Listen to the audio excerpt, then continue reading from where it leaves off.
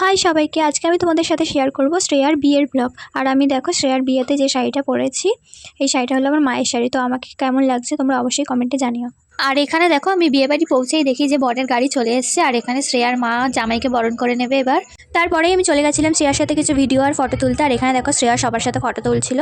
আর শ্রেয়াকে বিয়ের সাথে সত্যি খুবই সুন্দর লাগছিল, তোমরাও জানিও কেমন লাগে। কিন্তু বিয়ের পিড়িতে বসে গেছে, এরপর একে একে যা যা রিচুয়াল ছিল তো সবই করা হয়েছে।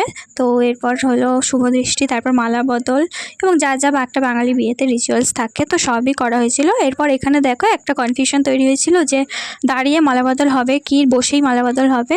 তো শেষে দাঁড়িয়েই মালা বদল করা হয়েছে। মালা বদল হওয়ার পর ওরা দুজনেই কিন্তু বিয়ের পিড়িতে বসে গেছে, আর বাকি যেসব রিচুয়ালস আছে সেগুলো হবে এবার। তো ওদের দুজনকে একসাথে কেমন লাগছে তোমরা অবশ্যই জানাবে। আর এরপরেই দেখো আমরা যারা বন্ধুরা ছিলাম তারা সবাই মিলেই একসাথে খেতে বসে পড়েছিলাম। আর আমাদের বন্ধুদেরকে একসাথে কেমন লাগছে সেটাও কিন্তু জানাতে ভুলো না। আর আমি শ্রেয়ার বিয়েতে কি কি খেয়েছি সেটাও আমি তোমাদের সাথে শেয়ার করব। তো এই ভিডিওটা কেমন লাগলো জানিও। তো টাটা।